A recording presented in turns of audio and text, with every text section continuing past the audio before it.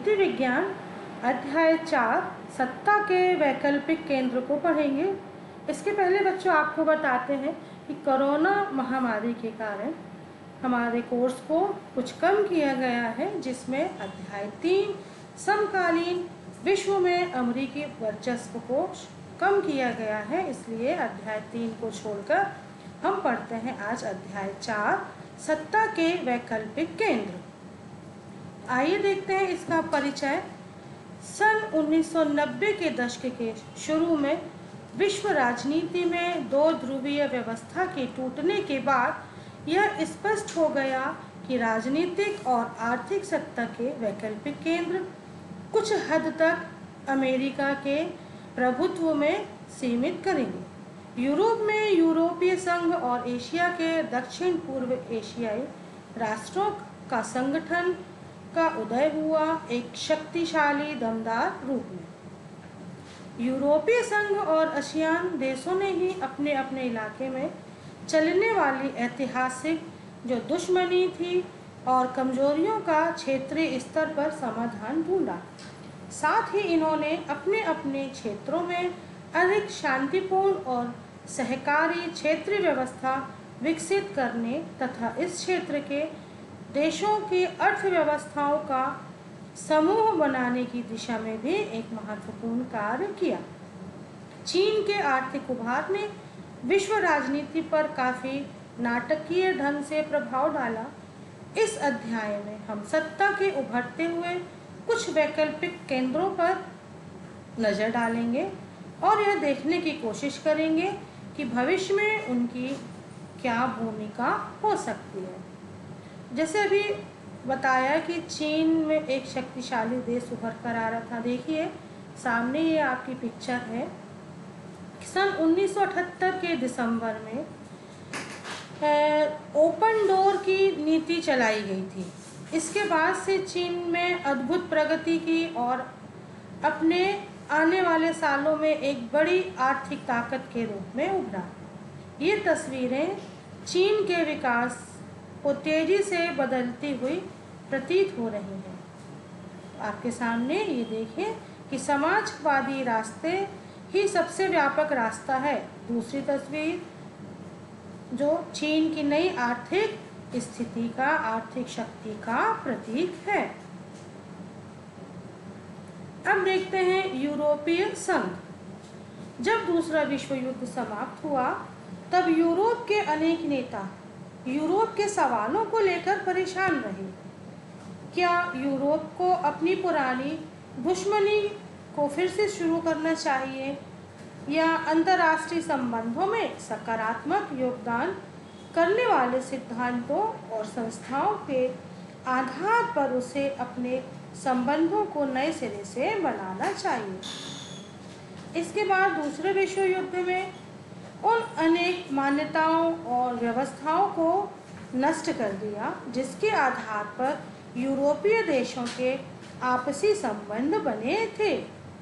सन 1945 तक यूरोपीय देशों ने अपनी अर्थव्यवस्थाओं की बर्बादी तो देखी थी, उन मान्यताओं और व्यवस्थाओं को ध्वस्त होते भी देखा था जिन पर यूरोप खड़ा हुआ था। सन 1945 के बाद यूरोप के देशों में मेल मिलाप को शीत युद्ध से भी मदद मिली। अमेरिका ने यूरोप की अर्थव्यवस्था के पुनर्गठन के लिए जबरदस्त मदद की। इसे मार्शल योजना के नाम से भी जाना जाता है कि अमेरिका ने यूरोप की अर्थव्यवस्था को सुदृढ़ बनाने, पुनर्गठन बनाने में जो सहायता की उसे मार्शल योजना का नाम दिया गया। इस मार्शल अमेरिका ने नाटो के तहत एक सामूहिक सुरक्षा व्यवस्था को भी जन्म दिया। मार्शल योजना के तहत ही 1948 में यूरोपीय आर्थिक सहयोग संगठन की स्थापना भी की गई, जिसके माध्यम से पश्चिमी यूरोप के देशों को आर्थिक मदद की गई। यह एक ऐसा मंच बन गया जिसके माध्यम से पश्चिमी यूरोप के देशों को आर्थिक व्यापारिक मामले में एक दूसरे से मदद करना शुरू कर दी और सन 1949 में गठित यूरोपीय परिषद राजनीतिक सहयोग के मामले में एक अगला अच्छा कदम साबित हुआ।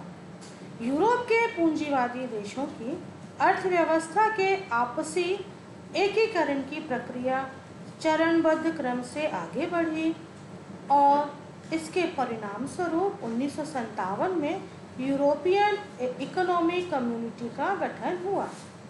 1957 में यूरोपियन इकोनॉमिक कम्युनिटी का गठन हुआ। यूरोपियन पार्लियामेंट के गठन के बाद इस प्रक्रिया ने राजनीतिक स्वरूप प्राप्त कर लिया था। सोवियत गुट के पतन के बाद इस प्रक्रिया में और तेजी आई और 1992 में इस प्रक्रिया की परिणति यूरोपीय संघ की स्थापना के रूप में हुई। यूरोपीय संघ के रूप में समान विदेश और सुरक्षा नीति, आंतरिक मामलों तथा न्याय से जुड़े मुद्दों पर सहयोग और एक समान मुद्रा के चलन के लिए रास्ता भी तैयार हो गया। बच्चों, ये आप जो देख रहे हैं आपके समक्ष, ये सुनहरे सितारे, ये है यूरोप का झंडा, नीले रंग में सुनहरे सितारे। तो सोने के रंग के सितारों का घेरा यूरोप के लोगों की एकता और मेल मिलाप का प्रतीक है। इसमें कुल 12 सितारे हैं क्योंकि 12 की संख्या को वहाँ पारंपरिक रूप से पूर्णता, संपन्नता और एकता का प्रतीक माना जाता है।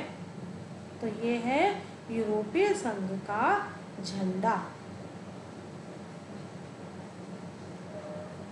एक लंबे समय में बना यूरोपीय संघ आर्थिक सहयोग वाली व्यवस्था से बदलकर ज़्यादा से ज़्यादा राजनीतिक रूप लेता गया।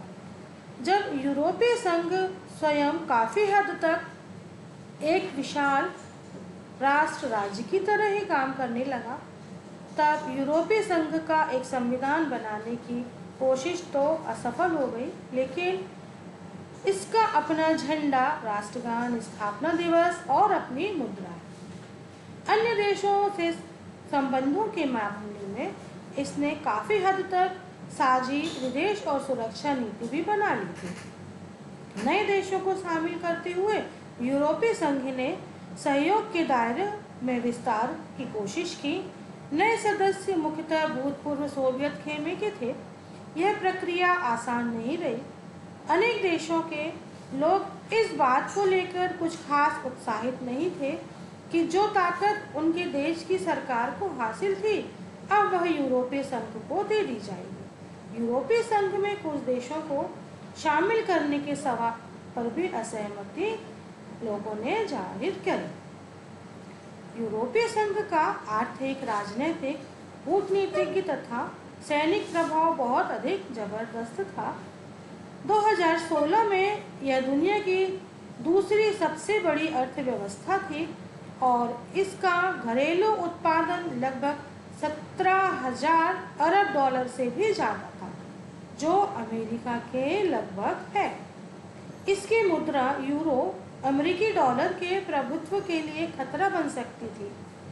विश्व व्यापार में इसकी हिस्सेदारी अमेरिका से 3 गुना अधिक है और इसी के चलते यह अमेरिका और चीन से व्यापारिक विवादों में पूरी ताकत और धौंस के साथ अपनी बात करवाता है। इसकी आर्थिक शक्ति का प्रभाव इसके नज़दीकी देशों पर ही नहीं, बल्कि एशिया और अफ्रीका के दूर दराज के देशों, मुल्कों पर भी है। यह विश्व व्यापार संगठन जैसे अंतर्राष्ट्रीय व्यापार संगठन के अंदर एक महत्वपूर्ण समूह के रूप में कार्य करता है। यूरोपीय संघ के 2 सदस्य देश ब्रिटेन और फ्रांस सुरक्षा परिषद के स्थायी सदस्य हैं। यूरोपीय संघ के कई और देश सुरक्षा परिषद के अस्थायी सदस्यों में शामिल हैं। इसके चलते यूरोपीय संघ अमेरिका समेत सभी मुल्कों की नीतियों को भी बहुत अधिक प्रभावित करता है।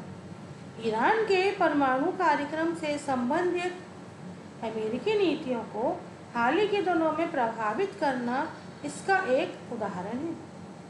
चीन के साथ मानव अधिकारों के उल्लंघन और पर्यावरण विनाश के मामलों पर धन की या सैनिक शक्ति का उपयोग करने की जगह कूटनीति, आर्थिक निवेश और बातचीत की इसकी नीति ज़्यादा प्रभावकारी साबित हुई है। ताकत के हिसाब से यूरोपीय संघ के पास दुनिया की दूसरी सबसे बड़ी सेना है। इसका कुल रक्षा बजट अमेरिका के बाद सबसे अधिक है।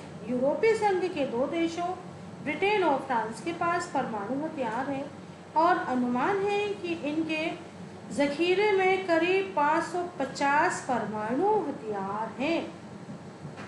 अंतरिक्ष विज्ञान और संचार प्रौद्योगिकी के मामले में भी यूरोपीय संघ दुनिया का दूसरा स्थान है। अंतर्राष्ट्रीय संगठन के तौर पर यूरोपीय संघ आर्थिक, राजनीतिक और सामाजिक मामले में दखल देने में सक्षम है, लेकिन अनेक मामले में इसके सदस्य देशों की अपनी विदेश और रक्षा नीति है जो कई बार एक दूसरे के खिलाफ भी होती है। यही कारण है कि इराक पर अमेरिकी हमले में ब्रिटेन के प्रधानमंत्री टोनी ब्लेयर तो इसके साथ थे, लेकिन जर्मनी और फ्रांस इस हमले के खिलाफ थे। यूरोपीय संघ के कई नए सदस्य देश भी अमेरिकी गठबंधन में थे। यूरोप के कुछ हिस्से में यूरो को लागू करने के कार्यक्रम को लेकर काफ़ी नाराजगी है। यही कारण है कि ब्रिटेन के पूर्व प्रधानमंत्री मार्गरेट थैचर ने ब्रिटेन को यूरोपीय बाजार से अलग रखा। इससे विदेशी और रक्षा मामलों में काम करने की यूरोपियन संघ की क्षमता सीमित होती है। यूरोपीय एकता और के कुछ महत्वपूर्ण स्तर हैं, पड़ाव हैं। से अप्रैल 1991 में पश्चिमी यूरोपीय 6 देश फ्रांस, पश्चिमी जर्मनी, इटली, बेल्जियम, नीदरलैंड और लग्जमबर्ग ने पेरिस संधि पर दस्तखत करे और एक समुदाय का गठन किया। ये आपके सामने है स्क्रीन पर। अब देखते हैं एशियाई संगठनों। आसियान। दुनिया के नक्शे पर एक नज़र डालें तो आपके ख्याल से कौन से देश एशिया के दक्षिणी क्षेत्र में आने चाहिए? दूसरे विश्व युद्ध से पहले और उसके दौरान एशिया का यह हिस्सा बार बार यूरोपीय और जापानी उपनिवेशवाद का शिकार हुआ तथा भारी राजनीतिक और आर्थिक कीमत चुकानी पड़ी। युद्ध समाप्त होने पर इसे राष्ट्र निर्माण और आर्थिक पिछड़ेपन और गरीबी जैसी समस्याओं का सामना करना पड़ा। इसे शीत युद्ध के दौर में किसी एक महाशक्ति के साथ जाने के दबावों को भी झेलना पड़ा। टकरावों और भागम भाग की ऐसी स्थिति को दक्षिण पूर्व एशिया संभालने की स्थिति में नहीं था। बैंडुंग सम्मेलन और गुटनिरपेक्ष आंदोलन वगैरह के माध्यम से एशिया और तीसरी दुनिया के देशों में एकता कायम करने का प्रयास अनौपचारिक स्तर पर सहयोग और मेलजोल कराने के मामलों में कारगर नहीं हो रहे थे।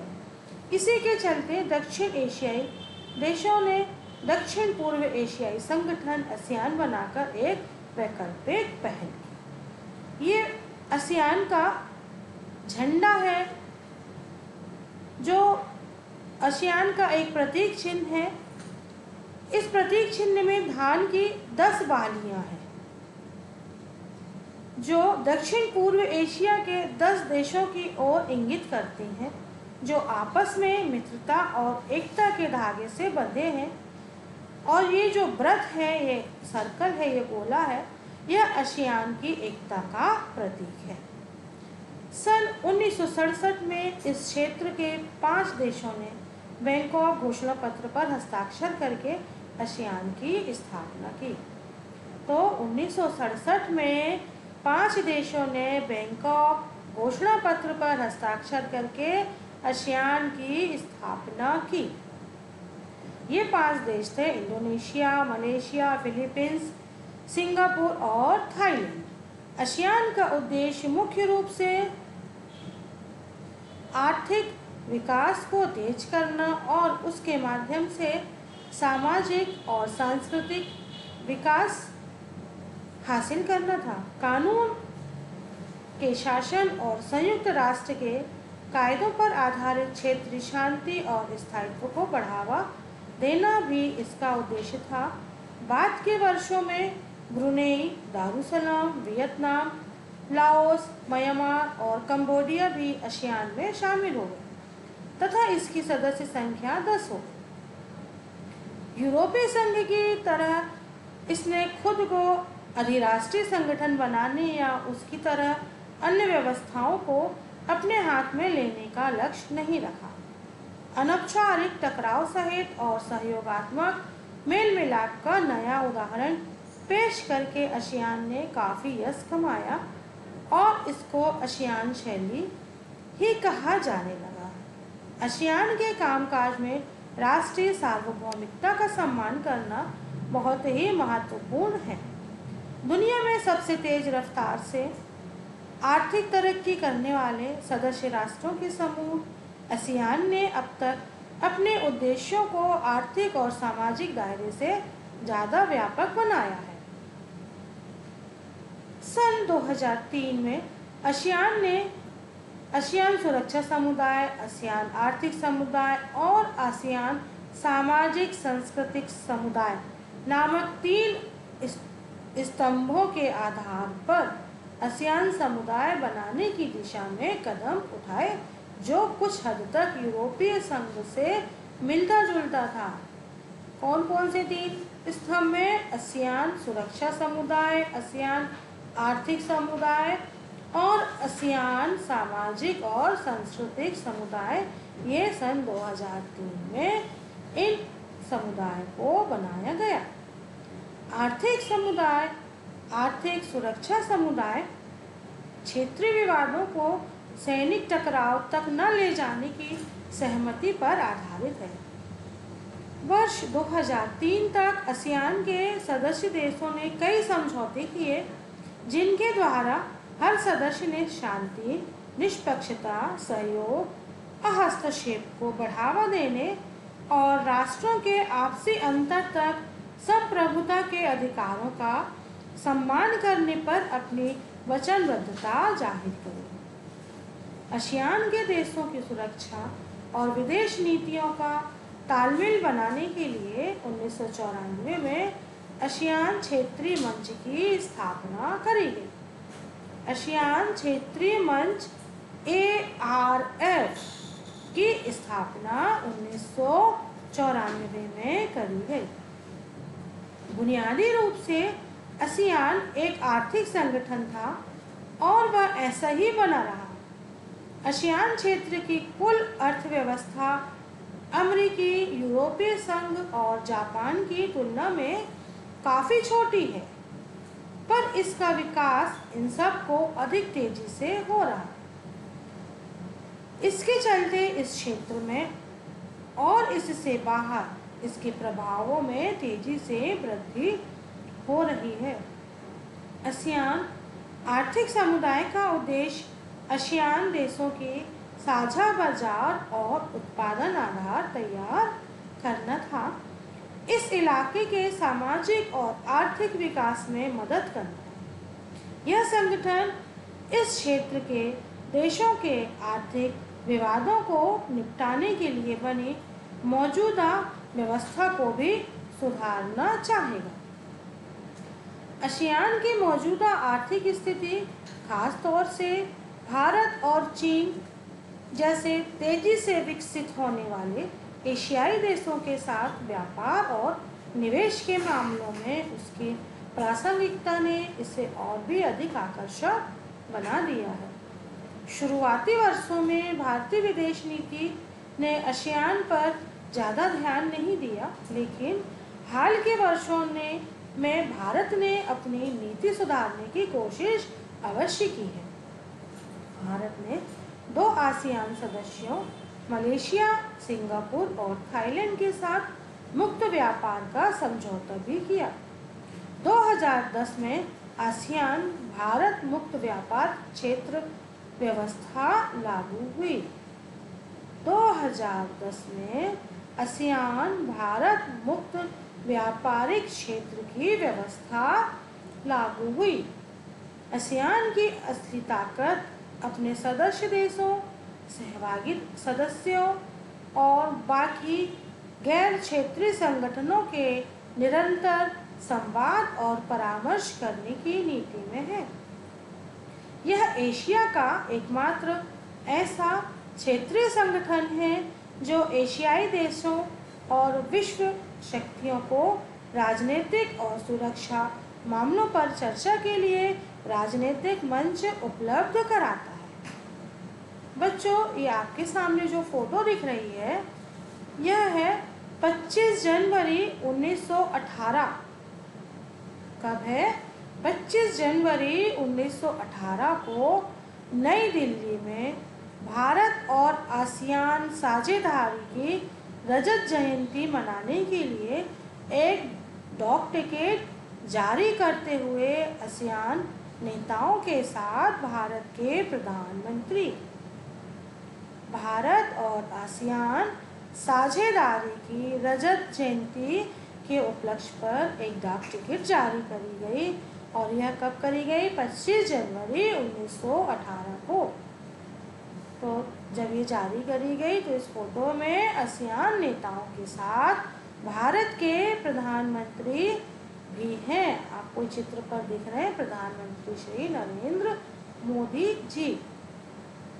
अब अपन देखते हैं बच्चों कि ये यूरोपीय एकता के कुछ महत्वपूर्ण पड़ाव ये कभी कभी 1 नंबर 2 नंबर में आ सकते हैं।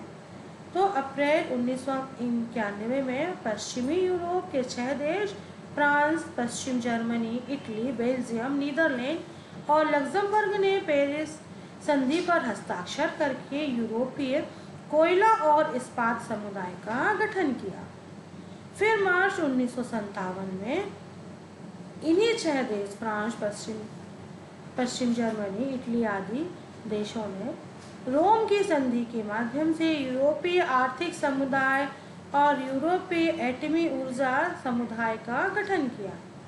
जनवरी 1973 में डेनमार्क, आयरलैंड और ब्रिटेन ने भी यूरोपीय समुदाय की सदस्यता ली। जून 1979 में यूरोपीय संसद के लिए पहला प्रत्यक्ष चुनाव रखा। जनवरी 1981 में यूनान ने यूरोपीय समुदाय की सदस्यता ली। जून 1985 में शागेन संधि ने यूरोपीय समुदाय के देशों के बीच सीमा नियंत्रण समाप्ति किया। जनवरी 1986 में स्पेन और पुर्तगाल भी यूरोपीय समुदाय में शामिल हुए। अक्टूबर 1990 जर्मनी का एकीकरण। फरवरी 1992 यूरोपीय संघ के गठन के लिए मैस्ट्रिक्ट संधि पर हस्ताक्षर हुए। जनवरी 1993 एकीकृत बाजार का गठन। जनवरी 1902 नई मुद्रा यूरो को 12 सदस्य देशों ने अपनाया। मई 2004 साइप्रस चेक गणराज्य को यूरोपीय गणराज्य इंडोनेशिया, हंगरी आदि को यूरोपीय संघ में शामिल किया। जनवरी 2007 बुल्गारिया और रोमानिया यूरोपीय संघ में शामिल हुए। दिसंबर 1909 लिस्बन संधि लागू हुई। 2012 में यूरोपीय संघ को नोबेल शांति पुरस्कार मिला। 2013 क्रोएशिया यूरोपीय संघ का 28वां सदस्य बना और 2016 में ब्रिटेन में जनमत संग्रह 51.9% मतदाताओं ने फैसला किया कि ब्रिटेन यूरोपीय संघ से बाहर हो जाए। तो बच्चों, आप इन सबको पढ़ के अपनी कॉपी में नोट करेंगे और याद करेंगे।